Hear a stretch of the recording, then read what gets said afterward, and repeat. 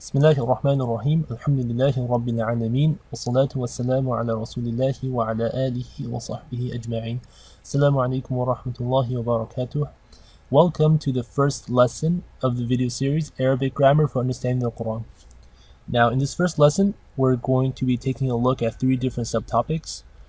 First we will begin with a very general background introduction to the Arabic word. So we'll be discussing things like their characteristics and the traits of Arabic words. And then we'll move on to topic number 2, which is the adjective or sifa in Arabic. And last but not least, we will be taking a look at the plural and the different types of plurals in Arabic. And the word for plural is al-jam'. So let's begin inshallah with the first topic.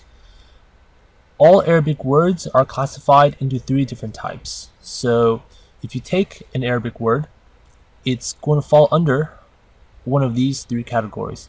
It's either going to be an ism, a fi'l, or a harf. Ismun, fi'lun, wa harfun.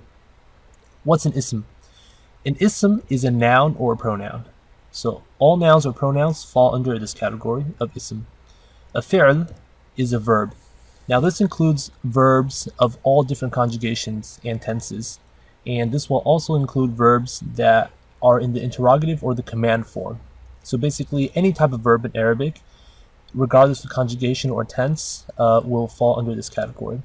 And lastly, we have the group harf. Now the best translation is a particle, even though this word is kind of obscure. But just know for now that a harf, this group includes most English prepositions. So things like from, to, with, things like that, about, will fall under this category of harf. And we will discuss these 2 groups in a lot of detail in the upcoming lessons. But in this lesson, we will hone in and focus on the ism. Not so much pronouns, but just nouns in general. So the ism, the plural of which is asma', has 4 essential qualities. These are 4 very basic and fundamental characteristics of the ism. And they are gender, number, case ending, and definiteness. For clarification, case ending is not exclusive to the ism. All Arabic words have case endings, and we will learn later on that verbs have case endings as well. But for now, whenever you see an ism, whenever you see a noun appear, I want you to think about these 4 qualities. What's the gender of the word? What's number? What's the case ending? And what's its definiteness? Meaning, is it definite or indefinite? But we'll get to this in a bit. Let's talk about gender for now. So all asma in Arabic have gender. Each ism, whether it's a person, place, or thing, is considered masculine or feminine. The Arabic word for masculine is mudhakkar, and the word for feminine is mu'annath. Now in English, gender is typically not ascribed to things that are dead and inanimate. So we don't call things like books, rocks, and cars male or female. You don't typically say in English, I picked up a rock, he was heavy, or she was heavy. We don't say things like that. But in Arabic, everything is either masculine or feminine. If you can name it, it has a gender. So these things, books, rocks, and cars in Arabic, do have a gender. Let's discuss gender in a bit more detail. Let's take the word Muslim, which is, a male adherent or a follower of the Islamic faith. And if you add a ta marbuta to the end of the word Muslim, we get muslimah, which is the female version of a Muslim, namely a female follower of the Islamic faith. A second word, mu'min, which means a male believer. If we do the same transformation, the same modification, by adding a ta marbuta to the end, we get mu'minah, which is a female believer. Okay. And then last but not least, we have the word zawj, which means husband in Arabic. If we add a ta marbuta to the end, we get zawjah, which means wife, the female version of this word. So what do we notice? We notice that the ta marbuta at the end of these words makes these words feminine, basically, and we can convert the masculine version of the word into its feminine counterpart or feminine form by adding a ta marbuta to the end. Now this isn't always the case. Many words in Arabic do not have a masculine or feminine counterpart. Take, for example, the word qamar, which means moon. This is masculine. You might think that the opposite is sun, so if we add tamar buta to get qamarah, that should mean sun, which is feminine. That's not the case. The word for sun is ashams, which is an entirely different word. For example, the word sa'ah, which means time or hour, is feminine, but you can't drop the tamar buta to get the masculine counterpart. That just doesn't exist. So these words appear and exist by themselves, and they have a fixed gender. Some masculine feminine pairs are composed of entirely different words. For example, the word walad, which means boy, has the opposite, namely girl or bint in Arabic. But notice how we did not add a tamar buta to walad to get waladah. It's just bint. And not all feminine words have a tamar buta. Some are feminine by their meaning. Again, the word bint does not have a tamar buta at the end, but it is feminine because we understand that the word is feminine by meaning. Next, we're going to take a look at number. Each ism in Arabic is numbered and can be singular, dual, or plural. Singular or mufrad refers to one copy or one instance, one version of something. The dual is two of something, and the plural, of course, is three or more. So here we have the word kitab, which means book. Specifically, it means one book. The dual version is kitabani or kitabaini. So we're taking the singular form and we're adding ani or aini. Ani or aini. Kitabani, which means two books, and kitabaini, which also mean two books. Now, what's the difference between these two words? The difference is that they have different case endings. So they both mean two books, but they have different grammatical values and functions, and we will talk about this in more detail. But for now, I would encourage you to try to train your ears to listen for these phonetic changes. Ani and aini usually refer to the dual version of a particular thing. And then, of course, we have three or more, which is kutub. So kitab is one book, kitabani, kitabaini, two books, and the plural, three or more, is kutub. The dual does not exist in the English language, so this is a very unique aspect of al-Arabiya, of Arabic. Let's take a look at the third quality, which is case ending. Each ism in Arabic occurring in an Arabic sentence has a specific case, which is basically a variable changing in its ending, a variable change in its ending that is dictated by its function in the sentence. And this ending also reflects the function in the sentence. So what does that mean? Basically, a case ending is a change in the ending that tells us something about that word's role in a sentence. And in actuality, all words, not just asma in Arabic, have case endings. Arabic grammar is pretty much case ending analysis, or i'rab. Arabic grammar answers such questions as, for instance, when do we use kitabani? When do we use kitabaini? And i'rab is a very extensive and detailed and technical science or discipline. But inshallah, gradually we will explore a great deal of it in the upcoming lessons. Now, you might still be a little confused and not too sure what a case ending means. Let's consider a few examples. We have the words muslimun, muslimun, musliman, and muslimin. All three words mean Muslim, but notice how the endings are different. We have a dhammatan over here, a fathatan over here, and a kasratan down here. The word yaktub, which means he writes or he is writing, is a verb, and we can have, again, three different versions. We can have yaktubu, yaktuba, and yaktub. Again, notice how the endings are different. We have a dhamma, a fatha, and a sukun. And lastly, we have the words muslimuna and muslimina. Both words mean Muslims, but the first version has a waw, and the second one has a ya. Okay, what's going on here? We see this in the Quran all the time. The words in each set have the same meaning, but each word has a different grammatical value and role, and that's what the case ending tells us. Again, Arabic grammar answers such questions as, when is it appropriate for us to say Muslimun? When do we say Musliman? And when do we say Muslimin? And in each particular sentence, there is only one correct answer. It's either yaktubu or yaktuba or yaktub. Again, even though all three words have the same meaning, they have different grammatical roles. They play a different function in a sentence. And that's basically the gist of case ending analysis, or i'rab. Again, it's a very detailed science, but we will inshallah address all of these issues in future lessons.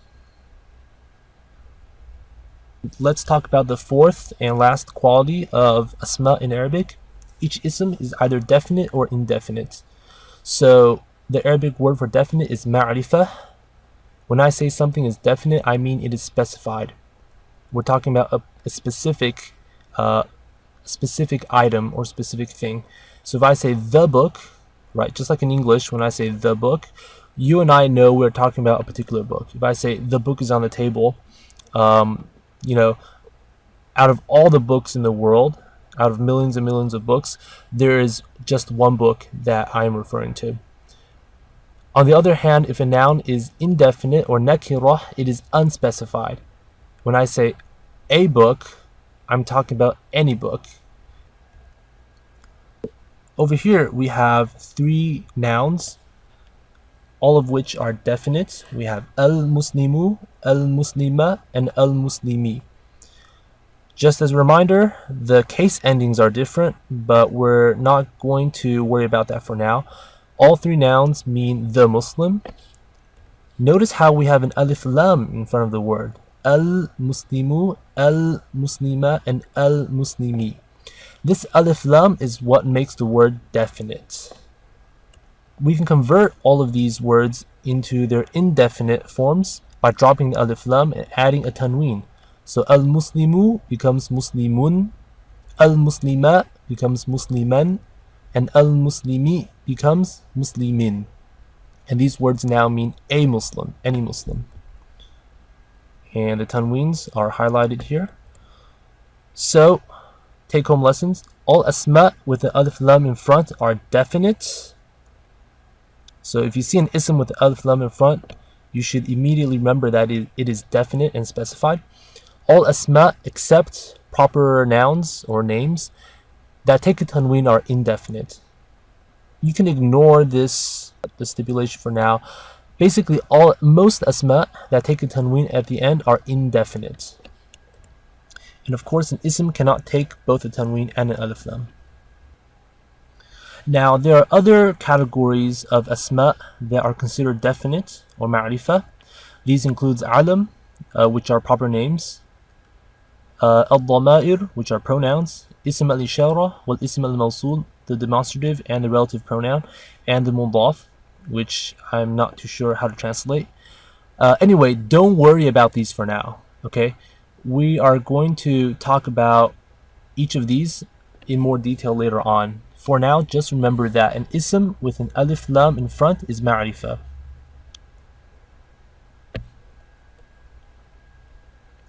Okay, at this point, we are going to review the four different qualities of asma that we have discussed just a moment ago, namely gender, definiteness, number, and case. So let's look at a very short verse from the Quran. In verse number 2 of Surah Al-Alaq, Allah says, خَلَقَ الْإِنسَانَ مِنْ عَلَقٍ. Let's focus on the two asma that we have, al-insana and alaqin. Al-insana and alaqin. So the word al-insana, again, you hear the al in front, that tells you the word, that tells you the word is ma'rifah or definite. The word is also mudhakkar, which means it's masculine. It is mufrad or singular. And regarding its case ending, which we know nothing about at this point, but we can just say it takes a fatha at the end. Al-insana. The word alaqin, we hear the tanween, we know that it is indefinite or nakirah. The word is mudhakkar as well, masculine. Regarding its number, it is mufrad, and regarding its case, it takes a kasra at the bottom. Let's take a look at a second example. This is a segment taken from the middle of verse 35 in Surah An-Nur. Let's focus on the words highlighted here. Al-misbahu zujajatin, az-zujajatu kawkabun, and shajaratin. Al-misbahu, we hear the al, we know it is ma'rifah. The word is mudhakkar, mufrad, and takes a dhamma. Next word, zujajatin, we hear the tanween, we know it is indefinite. Now notice how the word has a ta marbuta. This tells us the word is mu'annath, or feminine. It is mufrad singular and takes a kasra. Az-zujajatu has the alif lam, making it ma'rifah. It has a ta marbuta, which makes it mu'annath. Mufrad singular takes a dhamma. Kawkabun, we hear the tanween, making the word nakirah. It is mudhakkar, masculine, mufrad singular, and takes a dhamma. Shajaratin has a ta marbuta, so the gender is feminine, mu'annath. It is nakirah, because the marking is a tanween. It is mufrad singular, and it takes a kasra for its case ending. So at this point, you should be quite comfortable and familiar with these 4 different qualities. And every time you look at an ism in the Quran, you should think about its gender, whether it's definite or indefinite. Is it singular, plural, or dual? And what's the case ending it takes?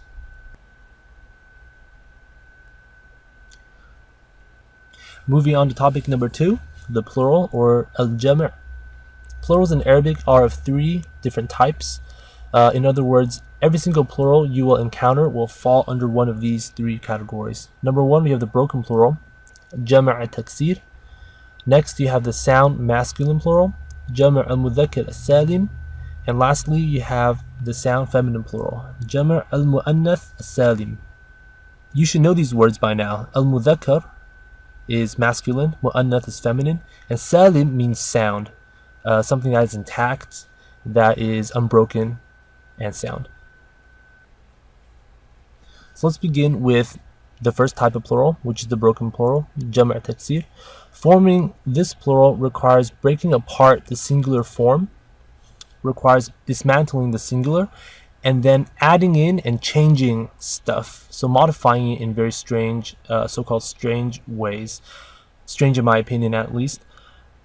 Let's take a look at a few examples here. We have bayt, which means house. The plural becomes buyut. So we have a very random waw thrown in there, and we've also changed the vowels on the ba and the ya to 2 dhammas. Next, we have the word asima, which means capital. Again, the plural becomes awasim. This is broken because we've split apart the word, we've thrown in a waw, we've dropped the ta marbuta. Yeah, we've inserted the waw right between the ayn and the alif. Last but not least, we have the word kitab, which means book. The plural becomes kutub. We have dropped the alif and also changed the short vowel markings on the kaf and the ta. So in summary, these plurals are considered broken because we had to change the singular form in very fundamental ways, oftentimes breaking up the word and modifying the vowels. Although patterns for these plurals do exist, broken plurals must be memorized when you learn the singular form. So the way I learned it was bayt buyut, asima awasim, kitab kutub, and that's really the only way to go about it. Next, we have category number 2, the sound masculine plural, or jam' al-mudhakkar al-salim. To form this type of plural, simply add una or ina to the singular. Una or ina. These words are human and masculine in meaning. Let's take 3 examples. We have muslimun, which is one male believer of the Islamic faith. Mufrad. To make the jam' or the plural, we add una or ina to the end. So we get muslimuna or muslimina. Now, again, how are these words different? They both mean Muslims. They're both the plural of Muslim. The difference is in the case ending, which we will not worry about for now. So just learn the two forms. Muslimuna, muslimina, both mean Muslims. Example number 2, we have the word fasiq, which means sinful or immoral, someone who's sinful or immoral. To make it the plural form, we add una or ina. Fasiquna, fasiqina, which means men who are sinful or immoral. Lastly, we have zalim, a male individual who's unjust or a male oppressor. To get the plural, again, we do the same modification. We add una or ina. We get zalimuna and zalimina. These are sound because the singular remains intact. Notice how the word Muslim still appears in the plural. The word fasiq appears and the word zalim appears. We are only making very simple changes to the ending, adding una or ina. And the last type of plural is called the feminine, sound feminine plural, Jam' mu'annath as-salim. To form this, we simply drop the ta marbuta at the end of the feminine word of the feminine singular, and we add at to the singular. We add at, which is an alif and a ta. These words are feminine, but not necessarily human. Let's take a look at a few examples. We have muslimah, muslimah, which is a single female believer of the Islamic faith. If we drop the ta marbuta and add at to the end, we get muslimat, muslimat. We have the word muhsana, which is a chaste woman. Again, dropping the ta marbuta and adding at, we get muhsanat, muhsanat. And then this last example is a non-human example. We have the word ayah, which means a sign or a verse in the Quran. Dropping the ta marbuta and adding at gives us ayat, ayat. These are sound again, just like the sound masculine plurals, because the singular form remains intact, pretty much, except for the ta marbuta being dropped off. Everything else in the singular appears in the plural. We are only making very simple changes to the ending, adding at. Some feminine words that end in ta marbuta have broken plurals, so watch out. For example, the word surah, the plural is suwar. This is broken. It is not surat. So pay attention to these and make sure to memorize those. Now let's take a look at some examples from the Quran to review the plurals. So over here we have a number of plurals taken from various different verses in the Quran. We are going to talk about the type of plural, the category it falls under, and then the singular form. So in verse number 1 of Surah Al-Kafirun 109, Allah says, قُلْ يَا أَيُّهَا الْكَافِرُونَ. The plural is kafirun, disbelievers. We hear the un that tells us it's a sound masculine plural, Jam' al-Mudhakkar as-Salim. It's easy for us to figure out the singular. You just drop the un at the end to give kafir. In verse number 1 of surah number 105, Allah says, أَلَمْ تَرَ كَيْفَ فَعَلَ رَبُّكَ بِأَصْحَابِ الْفِيلِ. Ashab means companions. This is an example of a jam' taksir, a broken plural. The singular is sahib.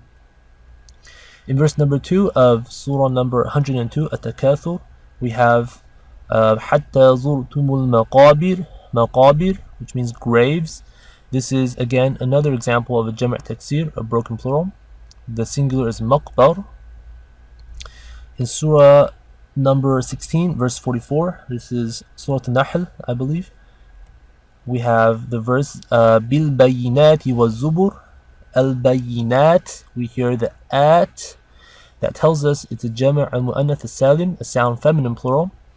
And to recover the singular, we drop the alif and the ta, we add ta marbuta to get al-Bayina, al-Bayina.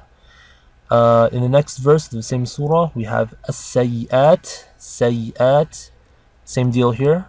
It's a Jam' al-Mu'annath as-Salim, and the singular is as-Sayyi'ah. In surah number 24, verse 27, we have buyut. This is an example of a jam' taksir. The singular is bayt. And then the last four examples come from the last ayah of Surah Al-Ahzab, where Allah says, لِيُعَذِّبَ اللَّهُ الْمُنَافِقِينَ وَالْمُنَافِقَاتِ وَالْمُشْرِكِينَ وَالْمُشْرِكَاتِ. We have al-munafiqina. We hear the ina. This tells us the word is a jama' mudhakkar salim, a sound masculine plural, and the singular form is al-munafiq, just the front part. Al-munafiqati is a jama' mu'annath salim, singular is al-munafiqah, al-munafiqah. And then we have al-mushrikina, jama' mudhakkar salim, al-mushrik. And last but not least, we have al-mushrikat, which is jama' al-mu'annath salim.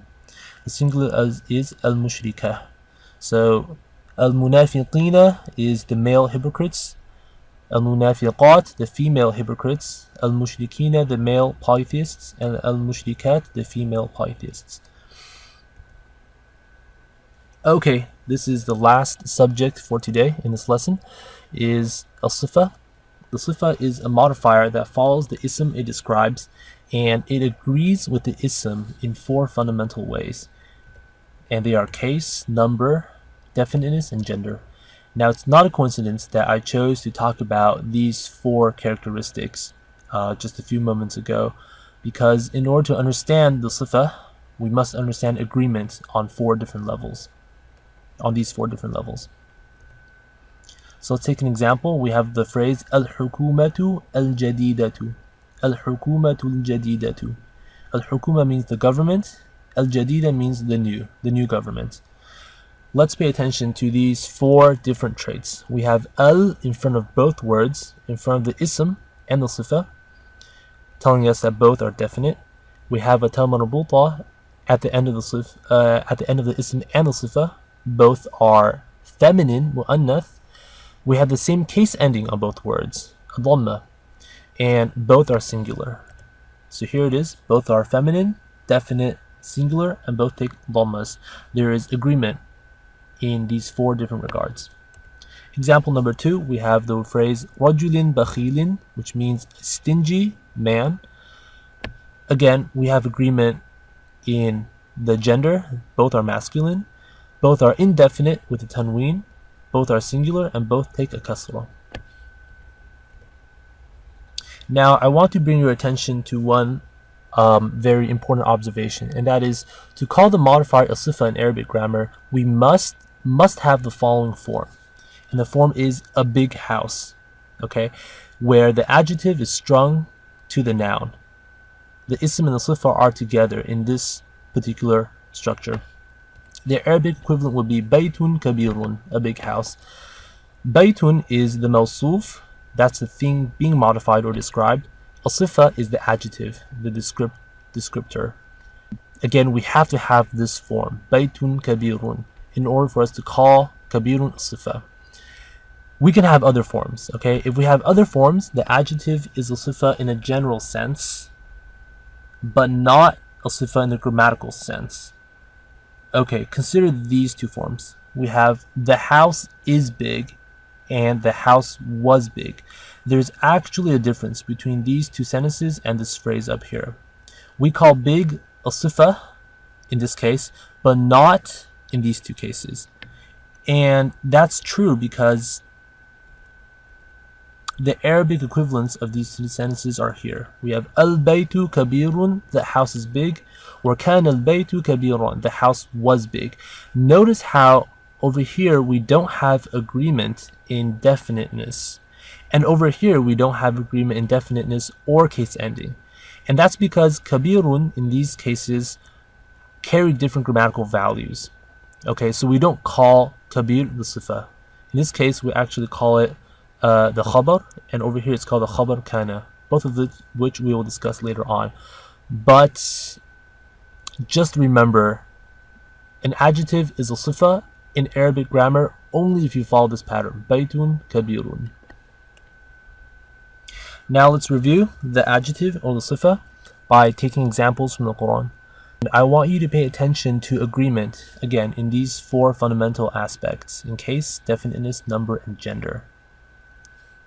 In Surah An-Nur, verse number 35, we have the phrase shajaratin mubarakatin. a blessed tree. شجرة مباركة. Gender. Both of these words, the ism and the sifa, are feminine, mu'annath. We are talking about mufrad or singular, and both are indefinite because of the tanween, both are nakirah. And the case ending both, notice how both take a kasratan, a kasrah at the bottom. Example number 2, we have from Surah Ibrahim, Surah number 14, verse number 2, the phrase عَذَابٍ شَدِيد, عَذَابٍ شَدِيدٍ. When we recite this verse, it's وَوَيْلٌ لِلْكَافِرِينَ مِنْ عَذَابٍ شَدِيد. We end on a sukoon, but if you look carefully, you will see that there is this short vowel on the bottom, which is not read because when you stop on a sukoon. Anyway, both of these words are mudhakkar, masculine, both are singular mufrad, both are indefinite nakirah, the tanween, and then both take the same case, which is the kasrah. In Surah An-Nahl, Surah number 16, verse number 67, we have the phrase rizqan hasanan, rizqan hasanan. Both are mudhakkar, mufrad, nakirah, and both take a fatha. Example number 4 in Surah At-Teen, وَهَذَا الْبَلَدِ الْأَمِينَ. We have al-balad al-amin. Both are mudhakkar, both are mufrad, both are nakirah, both are ma'rifah, because the alif lam in front, making both words definite, and both take the same case ending, namely a kasrah. Lastly, we have kalimatin khabithatin, kalimatin khabithatin. Both are mu'annath, feminine, because of the tam marbuta. Both are singular mufrad, both are nakira, indefinite, and both take the same case ending, a kasrah. So that brings us to the end of lesson number 1. Here is a quick review. Every Arabic word is either an ism, a noun or a pronoun, a fi'l, a verb, or a harf, a particle. Every ism is either definite, ma'rifah, or indefinite, nakira. Every ism is also either mudhakkar, masculine, or mu'annath, feminine. And also, every ism is numbered. It can be singular, mufrad, dual, muthanna, or plural, jama'. Arabic words have case endings, and these case endings tell us something about their functions in the context of sentences. Plurals fall under one of these 3 categories. They can be jama' taksir, broken, jama' al-mudhakkar salim, sound masculine, or jama' al-mu'annath salim, sound feminine. Lastly, in the phrase baytun kabirun, the sifa, which is kabirun, agrees with the mawsuf, bayt, in definiteness, gender, number, and case.